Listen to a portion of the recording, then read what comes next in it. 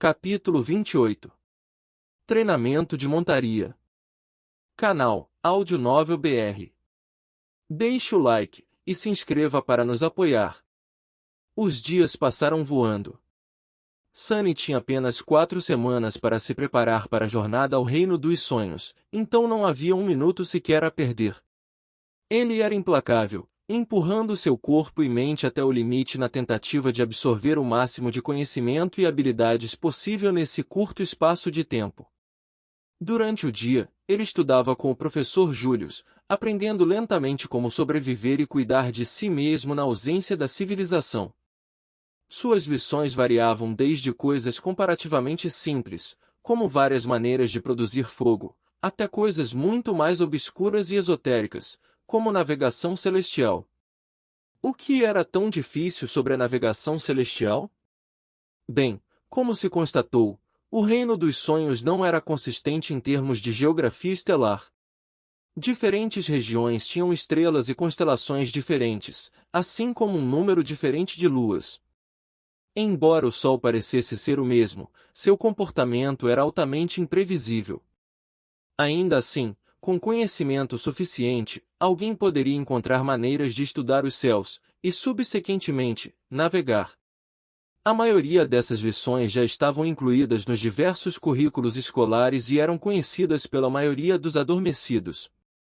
No entanto, aprender algo de um livro didático e aprender a mesma coisa de um desperto eram duas questões completamente diferentes. O professor Julius tinha o hábito de ir muito mais a fundo ao explicar sua matéria. Graças a esse hábito que consumia tempo, Sunny não apenas aprendia sobre o que, mas também muitas vezes ganhava vislumbres do porquê. Essa compreensão incipiente dos princípios subjacentes aos ambientes do Reino dos Sonhos lhe deu a habilidade de enfrentar qualquer situação com pelo menos alguma medida de prontidão. Até mesmo as lições em línguas mortas, que Sunny havia inicialmente julgado como inúteis, acabaram sendo muito mais interessantes do que ele poderia imaginar. Isso se devia, em grande parte, porque se tratava do próprio feitiço, afinal, o feitiço se comunicava com humanos em uma dessas línguas mortas. Ao conhecer a língua, ele foi capaz de entender melhor suas várias observações e descrições. O exemplo mais simples disso era Nefis e seu nome verdadeiro, Estrela da Mudança. Embora tecnicamente correto, essa tradução não conseguiu transmitir adequadamente o significado exato. Ao entender a estrutura gramatical da linguagem rúnica, foi fácil extrapolar e ver que a tradução mais correta teria sido Estrela da Mudança. Além disso, existiam diferentes runas para a mudança, cada uma com sua própria conotação. Dependendo da runa exata utilizada para transmitir o significado do nome, poderia também significar estrela destruidora ou estrela de infortúnio. Uma pequena mudança na redação e conotação poderia significar um mundo de diferença na vida real. Sunny, que nunca havia estudado seriamente antes, achou o processo de adquirir grandes quantidades de conhecimento teórico estranho, entorpecedor e exaustivo. No entanto, de certa forma, também foi emocionante. Afinal, o conhecimento era algo que apenas os privilegiados tinham acesso. Era também essa autoridade sobre o conhecimento que os mantinha na posição de poder, criando um ciclo vicioso de desigualdade. Os pobres não tinham oportunidade de estudar, e sem a vantagem de uma boa educação, não tinham como deixar de ser pobres. A parte mais estranha de tudo isso era que Sunny agora era uma dessas pessoas privilegiadas.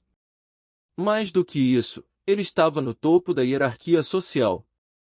Não só havia ganhado acesso a uma quantidade limitada de conhecimento, mas suas necessidades básicas, como alimentação e moradia, também eram cuidadas pelo governo, permitindo que ele se concentrasse completamente no único objetivo de se desenvolver como um desperto.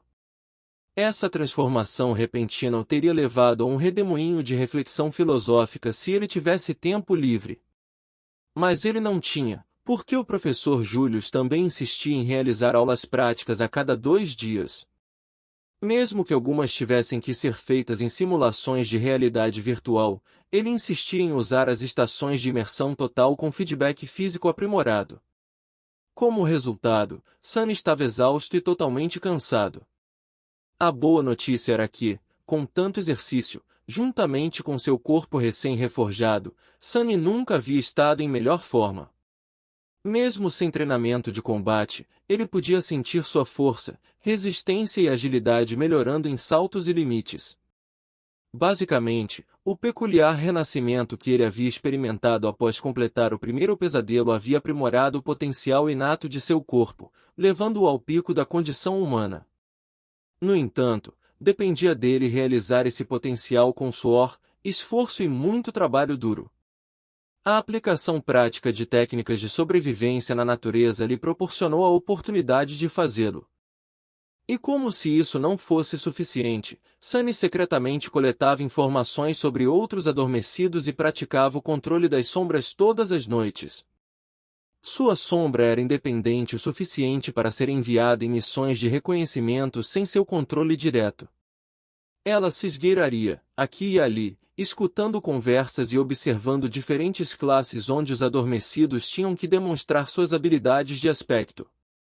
Então, depois que Sunny terminava sua refeição e voltava para seu quarto, ela voltava e compartilhava tudo o que tinha ouvido e visto durante o dia.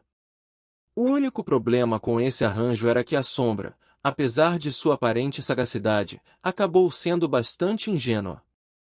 Ela não entendia muito bem como o mundo humano funcionava, e como tal, muitas vezes falhava em distinguir entre informações úteis e conversas insignificantes. Assim, na maior parte do tempo, Sunny não recebia nada de valor ou apenas fofocas em vez de segredos importantes.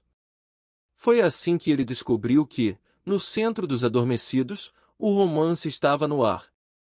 Afinal, havia 100 jovens bonitos trancados debaixo da terra em proximidade um do outro, com a ameaça mortal pairando sobre suas cabeças. Muitos sentiram que a vida era curta e que era hora de aproveitar o dia. A paixão floresceu na sombra do perigo iminente. Sunny foi excluído de todo esse lado das coisas, é claro. Em primeiro lugar, ele já se posicionou para ser percebido como um lunático antipático.